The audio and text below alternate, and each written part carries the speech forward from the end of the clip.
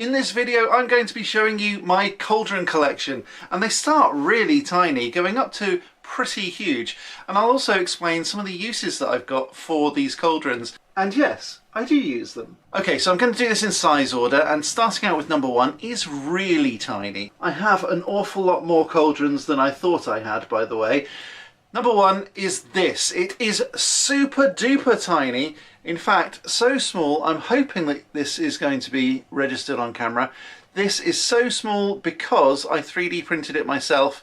It's a model from Loot Studios from, I think it was their Hag's Forest thing. I'm not entirely sure. I need to look that up, don't I? Now, Loot Studios has a whole number of bundles, and I'm not really sure which one this came from, except that it came from the one where the hut has chicken legs. If you know, you know. But this is a small little mini that I printed on my 3D printer, and I think it's cool.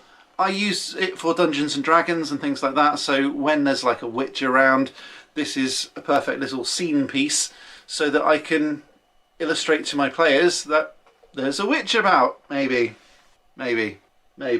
Next, coming up quite a lot in scale, is this thing. Now, this isn't just the cauldron, but this is actually my potions bottle opener. This cauldron here is pretty tiny, actually. It's got a little lid on there. Let's take this off first of all, and I'll show you the cauldron separately to the rest of it. So this is the cauldron that I've got. It's a really tiny one. I don't think it was particularly expensive, maybe about £18 at the time I bought it, but I bought it a long time ago, and I have done a video here on this channel about how to make a potions bottle opener. If you want to see that, I've linked it just up there. Yeah, just up there. This bottle opener is kind of cool because the way that I've positioned these little divots that I've put in there by a drill, it's so that it fits these little legs, and it's quite specific so it doesn't rattle around and roll about. I've also got this little indent here which is perfect for the lid to just lean up against it. So it's almost like a little diorama really. But what's really cool is that when you crack open a bottle, the bottle top falls down inside here. Here's one that I made earlier. And so I think it might be useful if I crack open a bottle to demonstrate, purely for demonstration. See? Worked perfectly. It fell straight into the bottom, and to prove so, there it is. It's amazing, isn't it? So I'm really chuffed with this potions bottle opener, and I get to have a beer. What's not to like?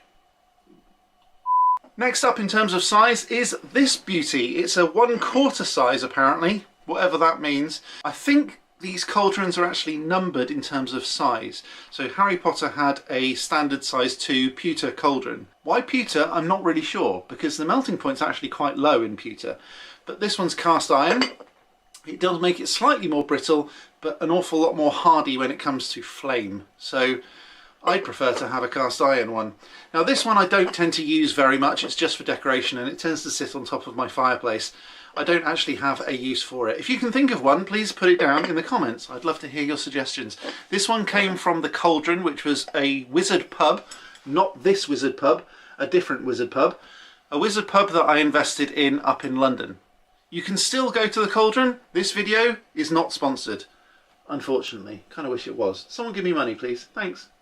Moving up in scale quite a lot. I'm not sure what number this is, but it is a bit bigger. And this one has a sign on it just here. It's actually the same sign as this. Wonder what that is. But basically this is the sign of the goddess, which is a witchcraft symbol because if you look here, these are moons, and the moons are a goddess thing, apparently. It's got a lovely lid, although it does slip and slide quite a lot. Hopefully you could hear me over this grinding of this metal. And it has also fallen off here before. It actually once fell on top of my foot. Thankfully it didn't break anything, including me or the lid. So I tend to just leave this on top of my fireplace as well. It's a good decoration. My wife bought me this, so thank you very much, Laura. That was lovely. This one came from Weston-super-Mare. There's a witchcraft shop on the seafront. Don't know whether it's still there after lockdown. This one is one of my favourites, although now, as you can probably tell, it doesn't have any herbs in it. It is a little bit dirty. This one I keep outside in my garden because it's made of resin. It's cool though, isn't it?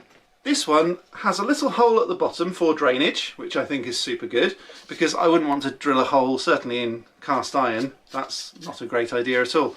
But this one goes outside. Until fairly recently it had some chives in it, but it was sat on my windowsill as well, and keeping chives alive on a windowsill when all you've got is water and you're not feeding them regularly, and also you're not really watering them regularly, I'm going to be honest, is kind of difficult. And so unfortunately they did die.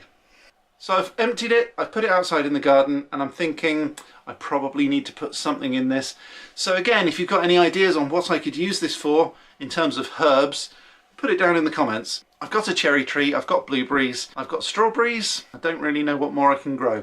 Some sort of herb, ideally, that we can eat. That will be good. So that's most of my cauldrons, but there's one that I can't quite pick up. So I'm going to need to use this camera to move it down there, so you can see what I'm talking about. So check out this absolute monster. I keep it here underneath my robes. And if you want to know what that button is, we'll get to that in another video. Now that huge cauldron I just keep as a bit of a doorstop in my magical man cave, and I'm sorry about the floor, I haven't quite got around to doing that yet. That will maybe be another video at some point in the future.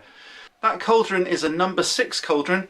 It's huge, and when it was delivered there was something actually wrong with the packaging and the lid was broken. It's a bit of a shame. I could have sent it back. It would have cost me a fortune to do that. But here's a little tip if you do want some cauldrons yourself and you want to purchase them online. Don't type in the word cauldron. If you do, you'll pay £500 for a cauldron that size. I paid about 60 because I called it an African potje. I'm not sure I'm pronouncing that right. It's P-O-T-J-E. If you type in that and go to an African camping goods store, you'll find exactly what you want under a different title, but it's essentially exactly the same thing. It looks the same, it acts the same, it is the same. It's a cast iron pot, and that's really all a cauldron has ever been. But you're not here to see me talk about cauldrons, you're here to see me cast some magic into them. Nice. If you liked seeing this video, and I think you did because you're here at the end, please do click that like button, subscribe and ding that bell. And if you want to see this sort of thing before everybody else, have a think about becoming a member. It's only £1.99 a month and all the links are down in the description. I'll be back next time with some more magical awesomeness. Please share this with your friends. But until next time, as always, stay magical.